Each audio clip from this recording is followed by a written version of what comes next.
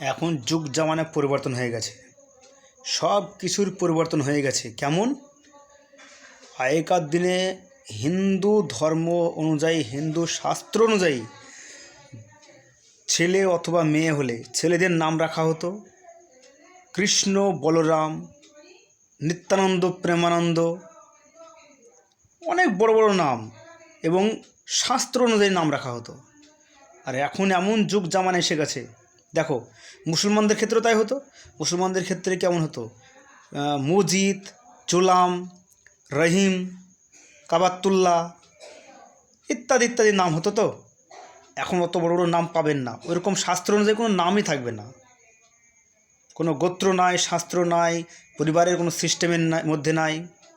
এখনকার নাম হবে ওই নোকিয়া, স্যামসুং, তার জিও, ভোডা, এয়ারটেল, এই সমস্ত নাম এখন মানুষে ব্যবহার করবে, মানুষের নাম রাখা হবে।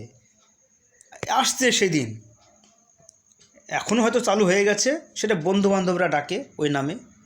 এমন দিন আসবে ছেলে মেয়েকে বাবা মাই ওই নাম রাখবে। অল্প সময়ের মধ্যে অপেক্ষা করুন, অল্প সময়ের মধ্যে এই নামে সবাই ডাকবে, তার ছেলে মেয়ের নাম রাখবে। বুঝতে পারছেন সমাজটা কোথায় গেছে, পরিবেশটা কীভাবে দূষণ হচ্ছে? এইভাবেই চলবে, সিস্টেমের মধ্যে থাকবে না। কেউ ধর্ম মানছে না, কেউ শাস্ত্র মানছে না, কেউ ভগবান যে বেঁচে আছেন, ভগবানের যে বিধান সেগুলো কেউ মানছেন না, কোনোভাবেই মানছেন না। ডাকছে মুখে, হে ভগবান, হে ভগবান, হে আল্লাহ, এ আল্লাহ, কিচ্ছু না, শুধু মানুষ লোক দেখানোর চেষ্টা করছে। এটা তাই আমাদের প্রথমে ঠিক হতে হবে নিজেকে। ধর্মকে কখনো বিক্রি করা যাবে না, ধর্মকে নিয়ে কখনো ব্যবসা করা যাবে না, ধর্মকে কখনো মুখে প্রচার করে ধর্মর মধ্যে গিয়ে আমি খুব ভালো এটা প্রমাণ করার কোনো দরকার নেই। এমনভাবে চলুন, এমনভাবে আপনার ব্যক্তিত্বকে পরিচয় দিন যেন এখানে অটোমেটিকলি আজ থেকে 100, 200, 300 বছর আগে মানুষ যেভাবে চলেছিল ঠিক সেই সিস্টেমটা আবার পুনরাবৃত্তি হবে। ভগবানকে আমরা এমনিতেই পেয়ে যাব।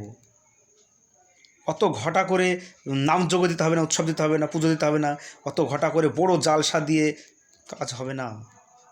দেখুন, আমি জাতিতে হিন্দু, আমি হিন্দুকে নিয়ে নাড়লে হয়তো কেউ রাগ করতো না।